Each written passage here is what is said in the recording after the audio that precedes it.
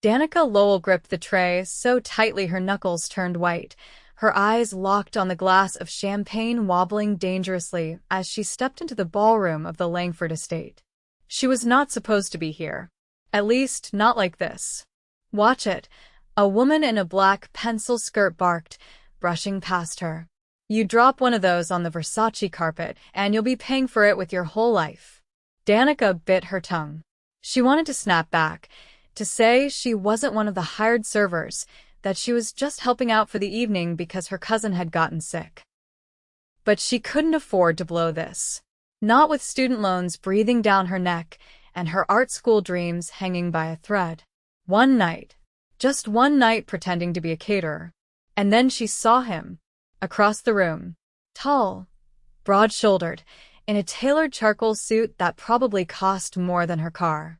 The kind of man who didn't blend into any room, no matter how rich the crowd. His dark hair was brushed back with effortless confidence, and his jawline looked like it had been carved by someone with a serious grudge. He wasn't smiling. He wasn't even talking. He just stood there, drink in hand, scanning the room like he owned it. Because he did. That was Damon Kingsley, real estate tycoon, millionaire, known for flipping skyscrapers, breaking hearts, and never being seen twice with the same woman.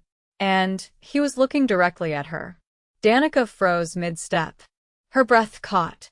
She wasn't even sure why. It wasn't just that he was gorgeous. It was the way his eyes locked on hers, like he was trying to remember something. Like she wasn't just another face in the crowd. Like he was seeing her. The glass tipped. "Crap," she whispered. She caught it barely before it hit the floor, but the tray wobbled out of her hands. A strong hand reached out, steadying it. "Careful," a deep voice said. Danica looked up. Damon Kingsley was standing right in front of her. Up close, he was even more intense, tall, commanding, and way too close for her heart to stay calm. His hand brushed hers as he set the tray back in her grip. His touch was warm, steady. "Sorry," she breathed. I wasn't." "It's fine," he said, his voice low. "You all right?" She nodded, trying to look down, but he didn't let her go. "What's your name?" he asked. Her eyes flicked up. "Danica." He looked at her like he was tasting the name. "You're not from the catering company," he said, not asking, stating. Her stomach twisted. "I'm just filling in." He raised an eyebrow. "Long story." "I like long stories," he said. "Maybe you'll tell me sometime." She blinked. "You want to hear my story?" "I want to know why a woman who looks like she just walked off a Vogue shoot is carrying around champagne and pretending not to stare at me." Danica's mouth dropped open. "I wasn't." "You were," he said, not unkindly. "But it's okay. I was staring too." He stepped back, just enough to let her breathe. "I'm Damon." "I know," she muttered before she could stop herself. He grinned. "Of course you do." Just then, someone called his name. A woman in red, clinging to his arm like she belonged there. He didn't even look at her. His eyes stayed on Danica. "I'll see you around," he said. She watched him go, the tray still shaking in her hands. "Who was that?" One of the real caterers hissed behind her. Danica didn't answer. Because she didn't know what just happened. All she knew was that Damon Kingsley, the millionaire everyone warned about, had looked at her like she was the only person in the room. And then he showed up again. 2 days later, at the coffee shop where she worked part-time. She was in the back, loading pastries into the case, when her co-worker whispered, Danica? There's a guy out front asking for you." She rolled her eyes and walked out, and nearly dropped the tray. He was sitting at the corner table. Same suit. Same eyes. Same impossible presence. "You followed me?" she asked, walking over. "I asked around," he said, sipping his espresso. "I wanted to see you again. You could have just gone on a date like a normal person." "I don't do normal," he said. "And you're not normal either." She crossed her arms. "What do you want, Damon?" He set the cup down. "I want to take you to dinner." She blinked. "What?" "Dinner. Tonight." Pick a place. She shook her head, laughing. You don't even know me. I know I haven't stopped thinking about you for 2 days. And I know when something rare walks into my life, I don't let it walk away. Danica swallowed. Fine. Dinner. But I'm picking the place. Of course, he said, standing. Just don't say fast food. She raised an eyebrow. You allergic to anything under $100? He leaned in, eyes gleaming. Only bad coffee. I'll see you at 7. Dinner was at a little Italian place she loved, not fancy, not flashy. Damon didn't complain when the waitress didn't recognize him. He didn't flinch when she ordered pasta with extra garlic. He didn't even blink when she called him out for being a control freak. You're used to getting your way, she said, twirling her fork. Aren't you? Usually, he admitted. But you're not getting it with me. He looked at her for a long time. I think I already did. Danica laughed, shaking her head. You're insane. Maybe, he said. But I'm not wrong. The night ended with him walking her to her door, the air between them thick with something electric. He didn't kiss her. He didn't even touch her. But he looked at her like he wanted to. And she watched him leave like she wanted him to stay. 3 weeks later, she was falling. Hard. He showed up with flowers. With coffee. With front-row tickets to a jazz show she mentioned once in passing. He listened. He asked questions. He made her feel seen, not just admired, but known. One night, as they walked by the river, he stopped suddenly. Danica, he said, voice quiet. You weren't supposed to be there that night. She looked at him. Neither were you. He turned to her. But I'm glad we were. Because I think I was waiting for you. She felt her heart stutter. I'm not the kind of woman you usually. I don't care, he cut in. You're the only woman I want. She stepped closer. And this time, when he leaned in, she didn't stop him. Her hands slid into his jacket. His arms wrapped around her like he'd been waiting his whole life for this moment. The kiss wasn't rushed. It wasn't desperate. It was real. And Danica knew somehow this man who mistook her for a maid the first time he saw her was falling just as hard as she was. And maybe, just maybe, this was only the beginning. The sky cracked open with a sudden downpour as Danica dashed beneath the stone awning of her apartment building, soaked from the knees down. The paper bag in her hands sagged with the weight of groceries and rainwater, threatening collapse. I told you I'd send someone, Damon said, stepping out from the shadows near the entrance. She stared at him, heart still racing from the sprint and the shock of his presence. His black coat was dry. He'd clearly been there a while. You were waiting? She asked, brushing wet hair from her face. His gaze held hers. You haven't answered my calls since Saturday. I've been busy. You always answer when you're busy. Danica swallowed, shifting the bag in her arms. I didn't know what to say. Then say what you're thinking. She hesitated. I don't know where this is going. His jaw tensed. Ida. That's the problem, Damon. You always know. You plan, you decide, you move. But I'm still catching up. The door buzzed as a neighbor exited. Damon stepped forward, taking the bag from her arms without asking and nodding toward the door. Then let me walk with you while you catch up. Upstairs, her apartment was warm but modest, smelling of citrus cleaner and old books. Damon set the groceries on the counter, glancing briefly around, but not commenting. She liked that. He didn't make her feel small for having less than him. She peeled off her wet jacket and tossed it onto the chair. You shouldn't be here. He leaned against the counter. I disagree. Danica sank onto the couch, rubbing her temples. We come from different worlds. Tell me something I don't know. I'm not ready for the headline. Billionaire's new girlfriend comes with a student loan and a leaky ceiling. He walked to the center of the room. You think I care about that? You should. He didn't answer right away. Then, carefully, he sat on the coffee table in front of her, hands folded between his knees. Do you know why I walked into that ballroom early? She looked up, confused. I wasn't supposed to. I had a dinner across town, some city council pitch. But halfway through, my chest got tight. Couldn't breathe. I walked out without a word and drove straight there. I didn't know why. And then I saw you. Her eyes softened, but her voice was steady. That doesn't fix how different we are. I don't want to fix it.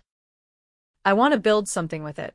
She stood abruptly, walking to the window, watching the rain paint silver streaks on the glass. I don't want to be someone you collect. That's not what this is. Then what is it? She asked, turning. It's me realizing I've built a life with no space for truth. And you walking into it like a wrecking ball. Danica exhaled slowly, then crossed her arms. You're too smooth. I'm not smooth, Danica. I'm desperate. That stopped her. He stood and walked to her, stopping close but not too close. I haven't cared about anyone's opinion in years. But I care what you think of me. Her voice dropped. I think you're dangerous. Only to the version of me that stopped believing in real things. Their eyes locked, and for a moment, the rain outside blurred everything except the two of them. Then she stepped back. You should go. He didn't argue. Didn't ask for more. But before leaving, he turned at the door. I'll wait. As long as it takes. 3 days passed. Danica didn't call. Didn't text. But his words rang in her ears, louder than the thunderstorm that had soaked her that night. At the gallery where she interned, she stared blankly at a canvas for 20 minutes before her supervisor noticed. You okay? The woman asked, sipping from a chipped mug. Danica nodded. Just distracted. Well, distraction looks good on you. There's a guy downstairs. Says he's delivering a painting, but he already gave it to receiving. Danica blinked. What guy? Tall. Serious. Expensive shoes. Her heart dropped. She took the stairs 2 at a time. He was standing by the entrance, holding a rectangular package wrapped in brown paper. I told them you left it behind, Damon said. She stared at the package. What is it? He handed it to her. Open it when you're alone.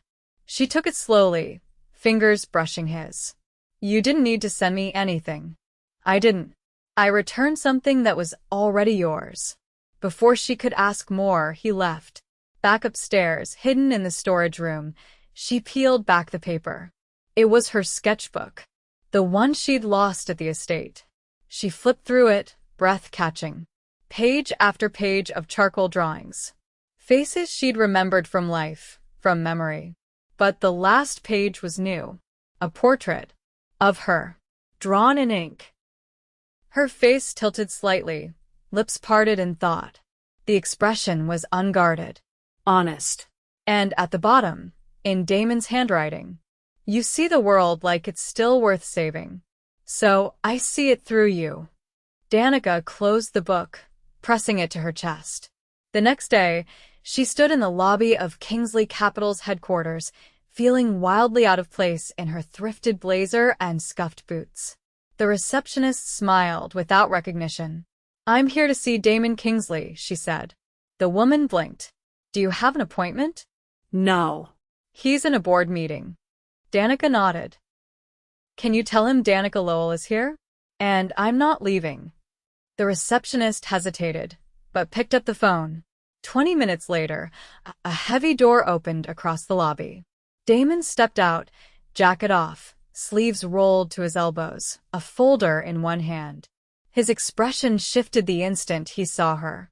He walked straight up to her. You came. I saw the drawing. I meant every word. She nodded, then listened closely. He leaned forward. I'm terrified you're going to change everything I've worked for. I probably will. But I want to see what happens if I let you.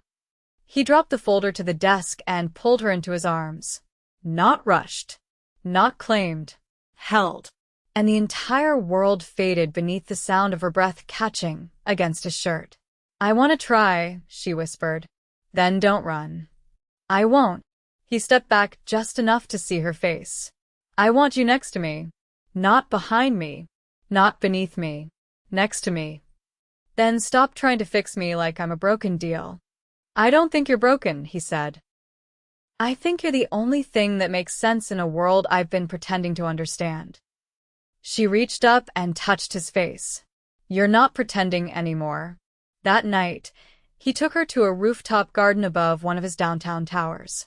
Strings of lights wound through the trellises. A warm breeze carried the scent of jasmine. You built this place? She asked. I built the tower. Someone else made it beautiful. I just never noticed until tonight. They sat beneath a vine-covered archway, their feet dangling over the ledge. I keep wondering what my life would have looked like if I hadn't walked into that ballroom, she said. I'd still be lost. You're not lost, Damon. You're just not done becoming. And you. I'm not hiding anymore. He reached into his coat and pulled out a small, velvet box. She stared at it, heart pounding. He opened it slowly. Not a ring. A key. To the penthouse? He shook his head. To my other apartment. The one no one knows about. The one I keep when I need to disappear. I want you to have it. Not because I expect anything, but because you're the first person I'd want to find me. Danica took the key, fingers trembling. That's the most honest thing anyone's ever given me. He leaned in, forehead resting against hers. We're not perfect, Danica, but I think we're honest. And that might be rarer. The city lights glowed below them, and for the first time in both their lives, they weren't pretending anymore. Damon's jet-black Mercedes idled at the curb outside the gallery, the engine purring low like a restrained animal. Through the windshield, he watched Danica through the tall front window, her head bent slightly as she adjusted a canvas on the wall. A strand of hair kept falling in her face. She kept brushing it back, unaware that he was watching. He didn't move. He just sat there, hand resting on the steering wheel, jaw rigid. Something was wrong. He could feel it. It had been 2 weeks since she'd accepted the key. 2 weeks of long nights, unguarded conversations, and moments that felt too fragile to name. But something had shifted in the last 2 days. Her voice had gone tight. Her eyes darted like she was bracing for a hit. Damon reached for his phone, hesitated, then shoved it back into his pocket. He stepped out into the street and crossed to the entrance. Inside, a man was standing too close to Danica. Early 30s, designer jeans, camera slung around his neck like a badge. Damon didn't recognize him, but he didn't like the easy way he leaned in, the laugh that was just a little too familiar. Danica looked up and stiffened. Damon, she said. The man turned. So this is the guy. Damon didn't blink. Depends who's asking. The man extended a hand. Jules Cray. I'm curating the pop-up next month. Damon didn't take the handshake. His eyes stayed on Danica. Can we talk? Jules glanced between them, offered a lazy wave, and walked off toward the back. Danica grabbed a rag from the table and started wiping her hands, even though they weren't dirty. I told you I had meetings today, she said. You also told me you'd come by last night. I couldn't. Won't or couldn't? She looked up sharply. You think I'm lying? I think something's shifted, and you're not telling me what. She looked down again, fingers tightening around the cloth. It's not about you. That's not how this works, Danica. You don't pull me into your life and then shut the door when it gets messy. I didn't ask you to be there. You showed up. I showed up because I care. His voice dropped. Don't punish me for that. Her breath caught, but she didn't lift her head. He stepped closer. Whatever it is, I want in. She finally looked at him, eyes glassy with something she hadn't let him see before. Fear. Not of him, but of losing something. Or someone. I got a letter from my landlord, she said. They're selling the building. I have 30 days. I'll buy it. No. Why not? Because then I'm just another thing you fix. That's not what this is. I know, she said. But I need to stand on my own feet. You're not weak for letting someone help. I know that too, but I'm still going to figure it out myself. He nodded once slowly. Then I'll stand beside you while you do. She stepped into him then, surprising them both. Her arms wrapped around his waist tight. Not romantic. Not performative. Just a moment of quiet surrender. He didn't say anything. Just held her back, steady and sure. Later that night, Damon sat in the back of a black SUV, the city lights flashing past the windows like a silent metronome. Across from him, his attorney, Maxwell Lane, tapped through a thick folder of papers. The zoning approval came through, Max said. You'll have full rights to the Southbridge redevelopment by next quarter. I want to halt it. Max blinked. You've sunk over $7 million into it. I don't care. You always care. Damon leaned forward. There's a community center in that block. 2 schools. A women's shelter. I'm not tearing them down. You already filed the demo permits. Then unfile them. Max' brow furrowed. You're changing strategy. I'm changing values. Max studied him. This about the girl? Damon's jaw flexed. This is about the man I'm becoming. The next morning, Danica stood in a narrow hallway outside a local legal aid office, folder clutched to her chest. She'd spoken to 3 different advisors, all of them saying the same thing: unless she could offer to buy her apartment outright, she'd be out within the month. As she stepped onto the sidewalk, her phone rang. She almost didn't answer, but then she saw the name. Hi, Mom, she said quietly. You all right? Danica paused. Yeah. You don't sound all right. I'm just tired. Is that man still around? Danica closed her eyes. Yes. Don't let someone like that change you. He's not changing me. He's seeing me. A pause. Then her mother's voice softened. Just don't disappear into someone else's life, baby. You've worked too hard to build your own. Danica hung up with a tight chest. That night, Damon brought her to a building she'd never seen before. It was old, brick-faced, ivy crawling up the side like a stubborn secret. What is this place? She asked as he unlocked the front. A studio. For what? Whatever you want. She stepped inside. The space was raw. Exposed beams, tall windows, paint-stained floors. A single skylight cast moonlight across the empty room. I don't understand, she whispered. I bought it 3 years ago, thinking I'd lease it to some tech startup. But it never felt right. I didn't know why until now. She turned to him. It's yours, he said. Her breath caught. Damon. Not a gift. A lease. $1 a year. You pay utilities. You run it. Gallery, studio, classes, whatever you want. But it's your hands that shape it, not mine. She blinked fast. Why are you doing this? Because you saw me before I saw myself. And I want to give you a place where the world can see what I see in you. She looked around, the walls echoing with silence and possibility.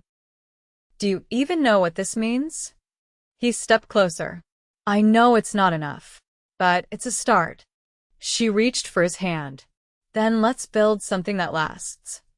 Over the next 3 weeks, the studio came to life. Danica painted the walls herself, refusing to let anyone else touch a brush. Damon showed up with coffee every morning, sometimes staying to sweep or carry lumber.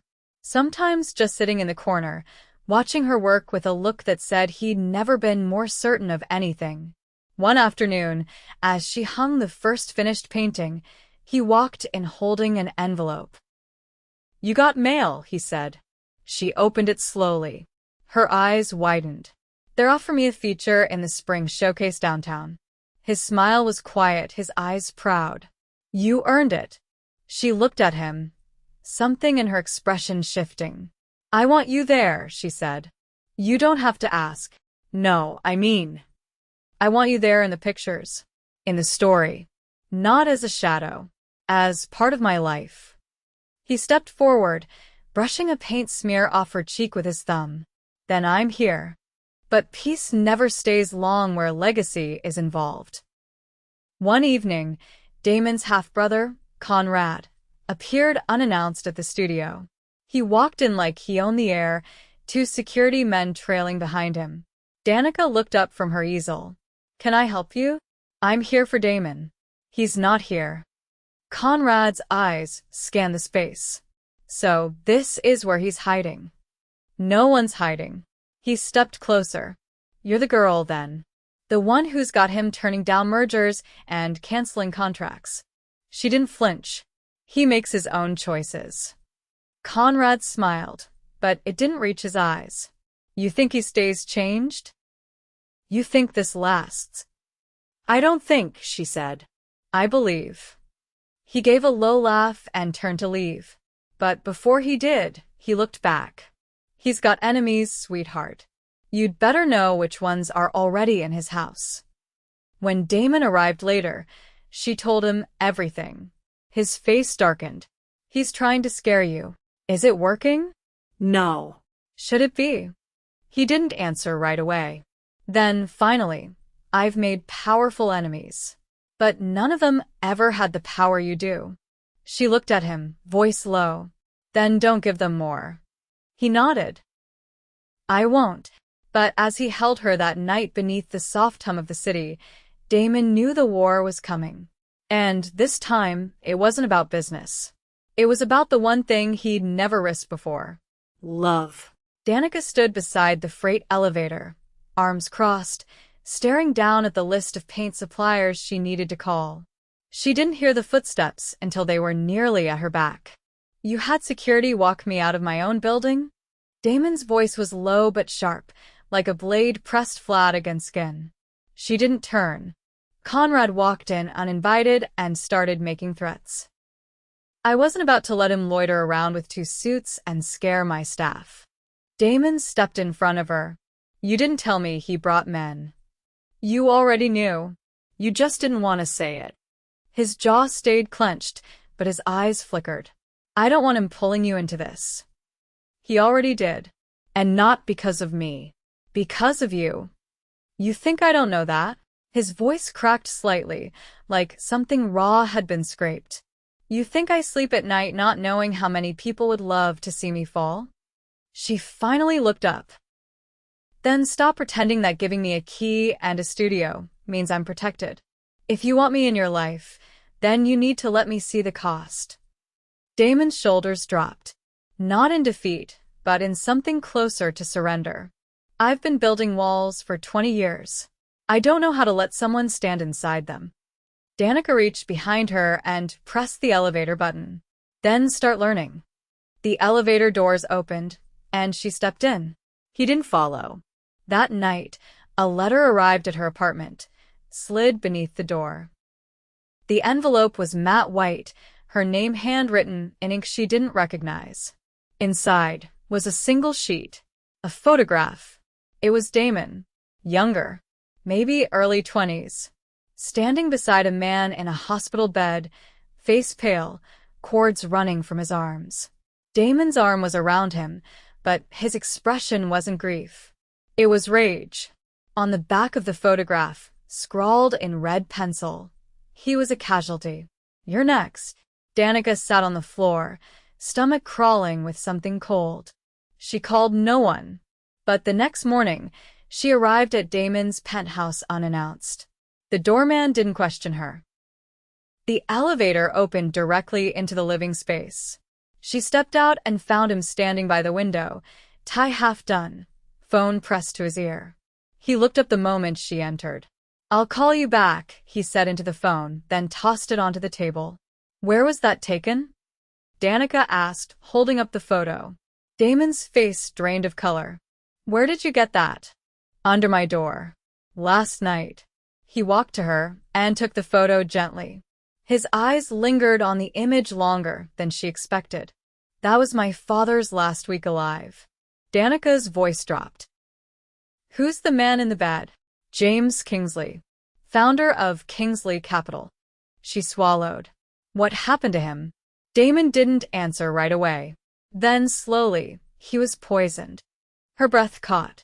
They ruled it as medical malpractice. Wrong drug interaction. But I read every report. Interviewed every nurse. It wasn't a mistake.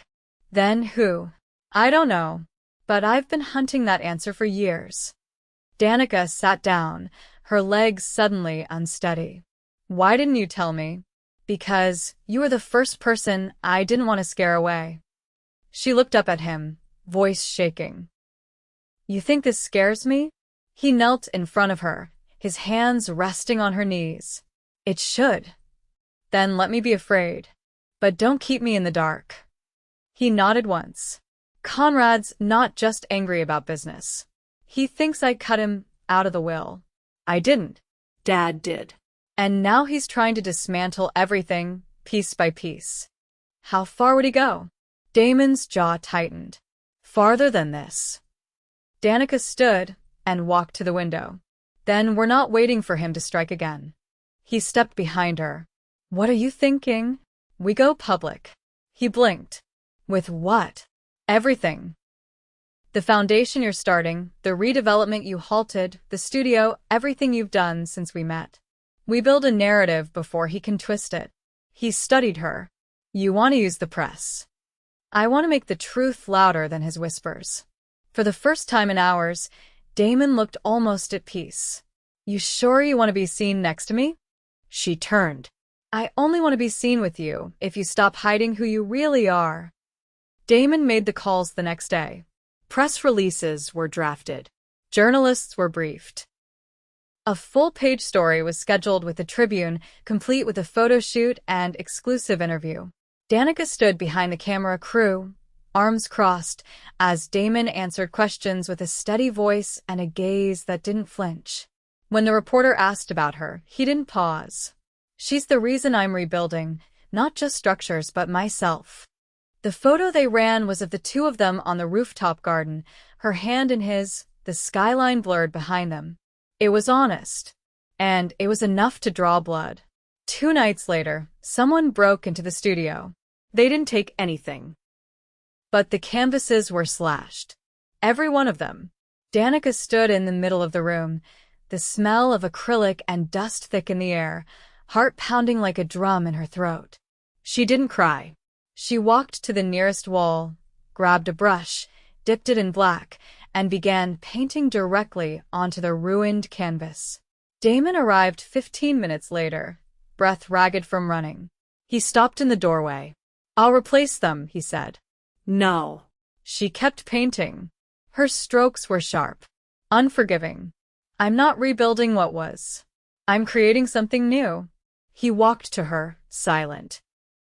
She didn't stop painting. Every time they try to erase me, she said, I make more. He watched her for a long time. Then he picked up another brush and painted beside her. The next morning, she turned on the news and froze. Conrad had been arrested. Not for the break-in. For fraud. A whistleblower inside his company had come forward. Documents had surfaced. Offshore accounts. Bribery. The works. Damon didn't celebrate. He sat on the edge of his bed, staring at the screen with something unreadable in his eyes. Danica stood in the doorway, watching him. You knew this was coming, she said. I hoped it wouldn't. Why? Because he's still my brother. She walked to him, knelt in front of him, and took his hands. You don't have to hate him to protect yourself from him. He looked at her. I don't want to become like him. You're not. You never were. He was poisoned by ambition. I was too. She shook her head. No. You were starved for meaning. And now you've found it. He pulled her into his arms and held her like something sacred. That afternoon, Danica visited the shelter Damon had quietly funded. She offered free art classes to the women there, not because it fixed everything, but because it said, I see you. I've been unseen too. One of the young girls, maybe 12, held up a charcoal sketch and said, Do you think rich people ever get scared? Danica smiled. All the time. The girl frowned. But they never look scared. Danica leaned in. You don't have to look scared to be brave. That night, Damon arrived at the studio with something wrapped in linen cloth. She unwrapped it slowly. It was a painting of her, standing in the ruined gallery, brush in hand, surrounded by slashed canvases. But her face was lit with fire, not destruction. Krisishan. "This is how I see you," he said. She looked at him, tears in her eyes. "And this is how you made me see myself." Danica pressed her palms flat against the wooden table, staring at the scattered shards of ceramic that had once been her favorite coffee mug. The one Damon had bought her from the street vendor in Florence on their last trip. She hadn't dropped it. It had been swept off the counter by the open window, knocked by wind that came out of nowhere. Or so she'd thought until she saw the edge of the window frame. It had been pried open. From the outside, her throat tightened. She didn't scream. She didn't call Damon. She grabbed the nearest thing heavy enough to swing a marble bookend and checked every room in the apartment herself. Closet, bathroom, balcony, nothing. But the intent was clear. This wasn't about theft, or even intimidation. Someone wanted her to know she wasn't untouchable. By the time Damon arrived, her front door had already been reinforced by a locksmith, and Danica was sitting on the floor with a notepad in her lap, sketching. Not art plans. Names. Dates. Locations. Every person who had approached her in the past week. Every unfamiliar face at the gallery. Every delivery that came late. She didn't look up when he entered. His voice was low. "What happened?" She handed him the photo she'd taken of the window frame. "Someone broke in." Damon's face didn't change, but his silence spoke louder than rage. "I wasn't here when it happened," she said. But this wasn't random. He crouched beside her. "Where were you?" "Meeting with the Arts Council. They're considering the studio for a city grant." He took the notepad from her lap, eyes scanning her scrawled notes. "You're tracking them." "I'm not going to sit around waiting for another warning." "I should have put a detail on you." No. "You should have told me how deep this goes." He met her gaze. "It goes deeper than I wanted to admit." Danica stood and walked to the kitchen, grabbing a glass of water with hands that didn't shake. "Not anymore. I want you to tell me everything. From the beginning." He leaned against the edge of the table, folding his arms. "My father had a silent partner. Someone no one ever saw, not publicly. All the records were buried in shell companies. After he died, that partner tried to claim shares under the table. My father's will blocked it. That's when the threat started." "Why haven't the police done anything?" "Because there's nothing traceable. No names. No paper trail. Just pressure. Phone calls from blocked numbers. Deals falling through at the last second. People who disappear after asking the wrong questions." Danica's voice was steady. "Why didn't you walk away?" "Because he built this company from nothing. Because I watched him give his life for something that mattered to him. And because if I walked away, Conrad would have inherited the rest." Her eyes narrowed. "So this partner, he's still out there?"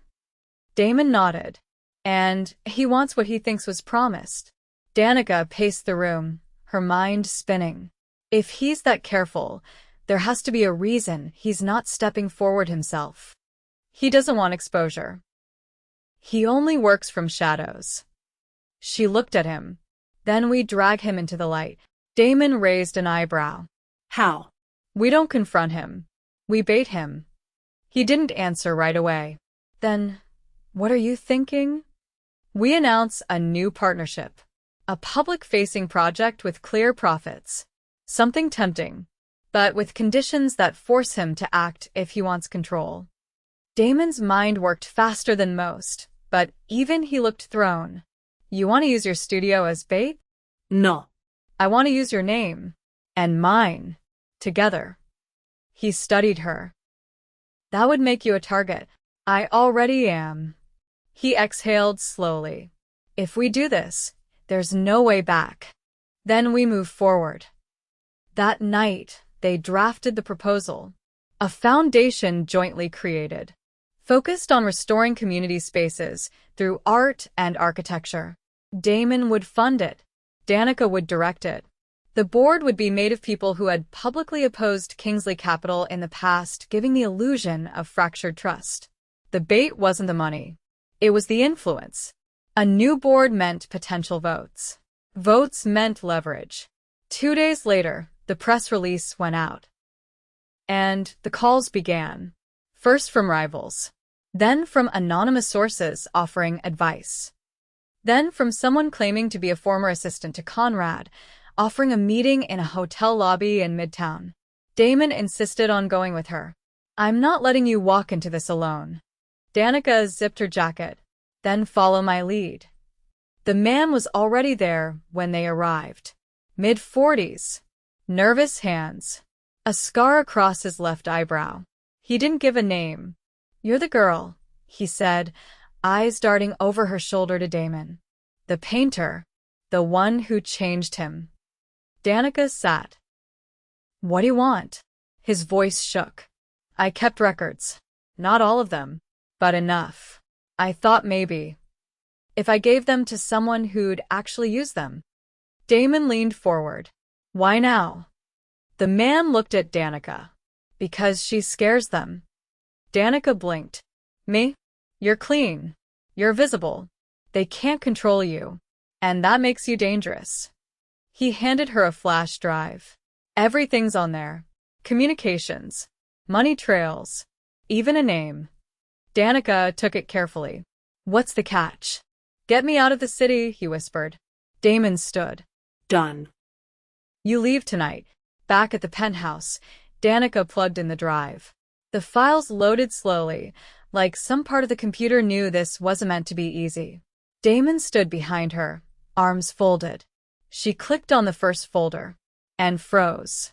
The name on the top of the document was someone she recognized. Not from news. From dinner. From slow laughs and polite questions and soft hands that had once touched her shoulder. "Elena Marlowe," she whispered. Damon's face went blank. No. Danica turned. "You know her? She's on the board of Kingsley Capital. She's been friendly. Supportive. She's also been funding shell companies connected to your silent partner." Damon stepped back. "She came to my father's funeral." Danica stood. "She's been inside your home." Damon didn't speak. Then he walked to the wall safe behind his bookshelf and pulled out a folder. He opened it and laid out a photo. Danica stared. Elena, with Damon's father. Not shaking hands. Embracing. "She was his mistress," he said, voice hollow. "I always thought she left after the will was read." She didn't, Danica said. She just changed tactics. The next morning, Danica walked into the studio to find a single envelope on her desk. No return address. Inside was a note. Handwritten. "Walk away or bury him with you." She didn't flinch. She walked to the security camera panel and rewound the footage. The delivery was dropped by a flower courier. Uniformed. Head down. But she caught the bracelet on the wrist. Gold. Twisted leaf design. She'd seen that before. At Elena's fundraiser. Danica didn't wait. She took the note and the flash drive to the district attorney's office herself. She didn't tell Damon. Not yet. When she returned to the penthouse, he was pacing the balcony, phone pressed tight to his ear. He turned when he saw her. "What did you do?" She held up the now empty envelope. "I gave them everything." His eyes darkened. "You shouldn't have gone alone." "I wasn't alone. I had the truth." Damon stared at her like he was seeing her for the first time. "Do you know what you've started?" "Yes," she said. "A reckoning." He stepped forward, hands cupping her face. "They'll come after you." "Let them," she whispered. "I'm not afraid of shadows anymore." That night, the city felt sharper. The air had weight, but Danica slept beside him, her hand in his, knowing that for the first time, they weren't just surviving. They were fighting back. Together. The courtroom was silent except for the ticking of the clock mounted high above the judge's bench. Danica sat on the long wooden bench near the back, her fingers laced tightly in her lap. She wasn't there to testify.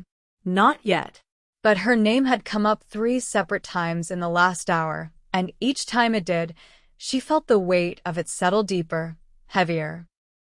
Damon sat 3 rows ahead, flanked by 2 attorneys and a Kingsley Capital executive she didn't recognize. He hadn't turned around once. Not because he was ignoring her, but because he couldn't afford to show anything that might be seen as collusion. Elena Marlowe sat across the aisle in a tailored navy suit, her hands folded over a leather-bound notebook. She wasn't handcuffed. Not yet. Her legal team had filed every countermotion possible, dragging the proceedings into a slow burn of red tape and procedural delays. But the evidence was there. The flash drive was real. The shell companies were unraveling one by one, and the DA had confirmed that Elena had a direct financial incentive to destabilize Kingsley Capital's board and assume control through a proxy vote. She hadn't just hidden in the shadows. She had orchestrated it all. Danica hadn't eaten since sunrise. She barely remembered leaving the apartment that morning. Everything had been moving too fast. When the judge called for a recess, Damon stood immediately and stepped into the hallway, his posture rigid. Danica followed without thinking, weaving through the crowd of journalists and onlookers. Just outside the courthouse, beneath a pale sky, she caught up to him. "You didn't look at me once," she said. He didn't turn. "I couldn't." "Why?" "Because if I had, I would have walked out of that room." She stepped beside him. "And then what?" "I'd have taken you anywhere. Somewhere quiet. Somewhere where none of them could reach us." Her voice cracked slightly. "You think I need protecting? I think I need you safe." Danica let the silence settle for a long breath. "I'm not leaving," she said. "Not until we finish this." He finally looked at her, his eyes tired but clear. "When this is over, I'm walking away from Kingsley Capital." She blinked. "What?" "I've already started the process. I'm selling my shares. All of them." "You'd give up the company?" "I'd give up anything that cost me the chance to build something real." She searched his face. "You've been fighting for this for years. And yet, the only thing I can picture building with my hands now is a home." The words hit deep. Not just because of their gravity, but because he said them without performance. Without agenda. Just truth. Before she could answer, his phone buzzed in his pocket. He checked the screen, frowning. "What is it?" she asked. He didn't speak right away. Then, "My mother's in town." Danica's breath caught. "You never mentioned her." "I don't see her often. She prefers Monaco. Art. Red wine. And pretending my father was a myth." "Why is she here now?" "I don't know." Danica followed him down the courthouse steps, their footsteps in sync. That evening, the penthouse lights were dimmed, and the scent of jasmine tea clung to the air as Danica waited by the window, arms folded. Damon stood near the door, staring at it like it might disappear if he avoided it long enough. Eventually, the bell rang. When he opened it, a tall woman stepped through. Silver hair swept into a low chignon. A fur-lined coat draped across her shoulders. Her gaze swept the apartment, then landed on Danica. "You must be the one who's made him impossible to reach," she said. Danica nodded once. "I suppose I am." The woman turned to Damon. "You didn't tell me she was beautiful." "I didn't think it mattered." "It doesn't," she said coolly. "But it helps." She removed her gloves slowly, like she was peeling away layers of performance. "I saw the news," she said. "Elena's arrest. The scandal. The board fallout. I thought I should check if my son still had a name." "No one cares about our name anymore," Damon said. "They care about what's next." His mother walked slowly toward the center of the room. "And what is next?" "You marrying a woman the tabloids are already calling a glorified charity case." Danica didn't move. "If you came here to insult me, I suggest you leave." Damon stepped between them. "Mother." But Danica held up a hand. Let her finish. I want to hear what she's really afraid of. The woman's eyes narrowed. I'm not afraid. I'm disappointed. Your father built a legacy that spanned continents. Art. Finance. Real estate. And you're throwing it away for a girl who paints murals in abandoned buildings. Danica's voice was calm. Your husband died poisoned by the people he trusted. And your son nearly followed. I'm not the one tearing this family apart. I'm the one helping him survive it. The woman blinked. Just once. Then she turned to Damon. She's strong, she said. Stronger than I expected. She's the only thing that's made sense, he replied. His mother nodded. Then I hope she stays. No more was said. She turned and left without another word. That night, the studio was quiet except for the soft scrape of Danica's brush against canvas. Damon sat nearby, watching her work in silence. Do you miss it? She asked. What? The way things were. Before all of this. He didn't answer right away. Then no. I think I was always waiting for something to break. And now that it has, I can finally rebuild it right. She dipped her brush again. What does right look like? He stood and walked to her side. Waking up and not having to prove anything. Not to shareholders. Not to ghosts. Just to you. She looked up at him. Then prove it. He knelt beside her, reaching into his coat pocket. She froze. He didn't pull out a ring. He pulled out a folded piece of paper. She opened it slowly. It was a deed. To a piece of land. Small. Coastal. Just outside the city. I bought it this morning, he said. There's nothing on it yet.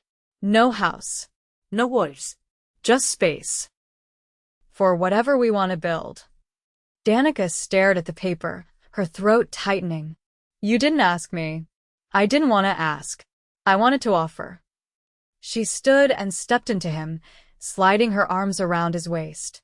I don't want marble floors or imported chandeliers, she whispered.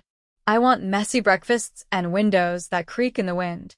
He kissed her forehead. Then that's what we'll build. The studio lights flickered slightly overhead. Outside, the rain began to fall soft, steady, like something being washed clean. The next morning, Danica received a call from the city. The grant had been approved. The studio wasn't just a space anymore. It was an institution. 2 days later, the final hearing concluded. Elena was denied bail. The press called it the end of an era. But for Damon and Danica, it was the beginning of something else entirely. A week after that, they stood on the empty plot overlooking the sea. Damon held a blueprint in one hand. Danica held a small pink envelope in the other. He glanced at it. What's that? She didn't answer right away. Then she opened it and handed it to him. Inside was a sonogram. 2 small heartbeats. Damon stared at the image, his breath catching. He looked up at her, eyes wide. Danica nodded once. Twins. He dropped the blueprint and pulled her into his arms, holding her like the ocean couldn't move them. They stood there as the wind swept through the grass, the sun warming the earth beneath their feet. Not afraid. Not alone. Just beginning. The tide had pulled out, leaving behind a flat slick of sand that shimmered under the late afternoon light. Damon stood barefoot in the center of the lot, the deed to the land folded in his back pocket, his shirt sleeves rolled above his elbows. Seagulls dipped low above the waterline, their calls thin and distant. Danica walked up behind him, her cardigan caught by the breeze. She stopped just short of his shoulder, a quiet look in her eyes. You've been out here for an hour, she said. I keep trying to picture it, he replied. She stepped beside him. What do you see? He pointed to the downslope near the edge of the dune. I want the nursery to face the sea. I want them to grow up hearing waves instead of engines. Danica tilted her head. You already picked out the rooms? He nodded. And I want a garden. Not for show. For fruit. Apples. Peaches. Maybe a lemon tree. That's ambitious. I want to build something that feeds us, not just shelters us. She reached down and took his hand. Then let's do it. Let's build it from scratch. They walked the length of the property together, mapping with their feet what blueprints couldn't capture. Her gaze lingered on the horizon, then shifted to the place where sand met grass, where the foundation would begin. I want a space to paint, she said, but not a closed studio. I want windows. Big ones. I want to see weather move across the sky while I work. He looked at her. Then you will. They sat in the sand until the sky blushed gold. Damon pulled her close, resting a hand gently against her stomach. I still don't know how to be a father, he said quietly. I don't know how to be a mother, she replied. But maybe that's the point. He turned to her. What do you mean? We get to write it ourselves. No ghosts. No legacies. Just us. He took a deep breath, then reached into his pocket. When he pulled out the small velvet box, her breath hitched. You're not kneeling, she whispered. I don't need to, he said. I already made the vow the day you walked into that ballroom. This just makes it official. He opened the box. Inside was a ring. Not flashy. Not ornate. A single sapphire set in brushed gold. I chose this because it reminds me of your eyes the first time you made me tell the truth. She looked at him, tears rising. You're serious. I want to build a life with you. Not a performance. Not a facade. Just a life where we wake up beside each other and know we survived what tried to break us. She didn't hesitate. Yes. He slid the ring onto her finger. She kissed him before the wind could carry the moment away.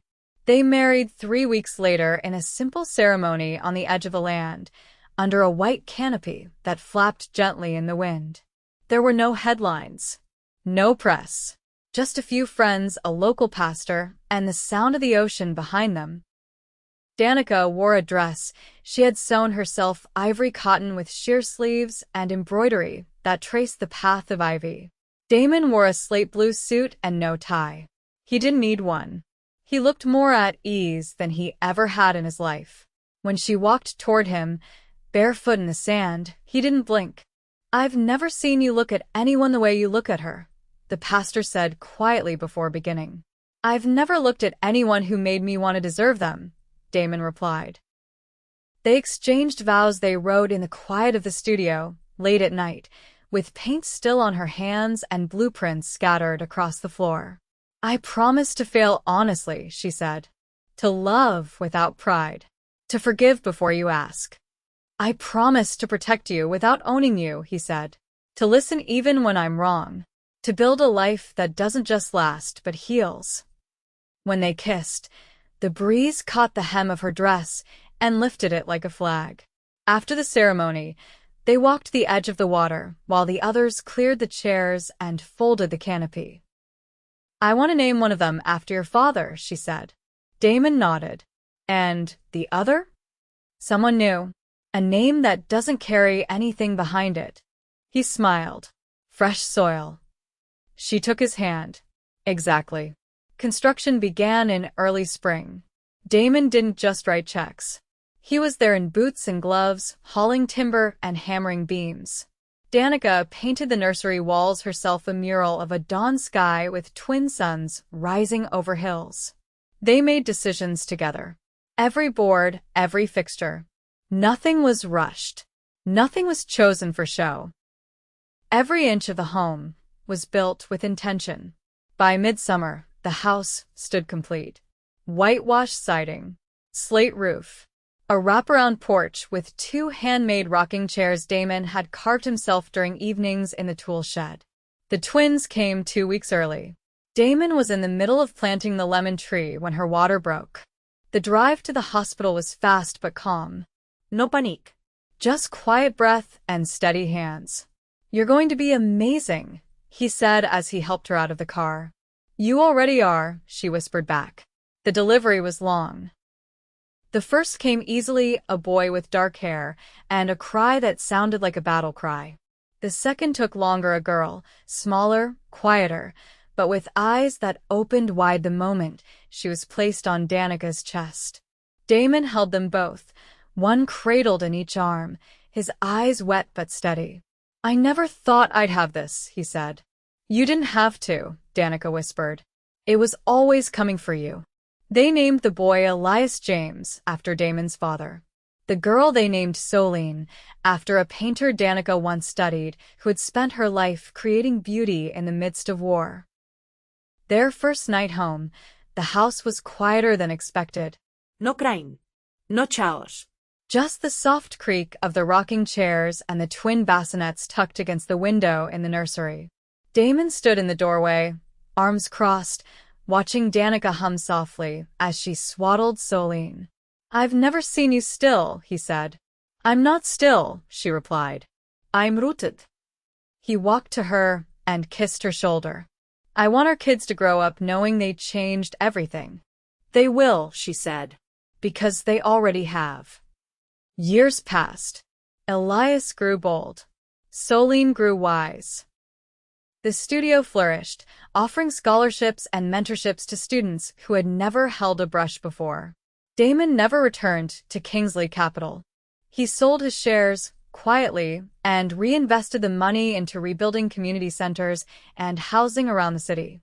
He never missed a recital. He never missed a parent-teacher meeting.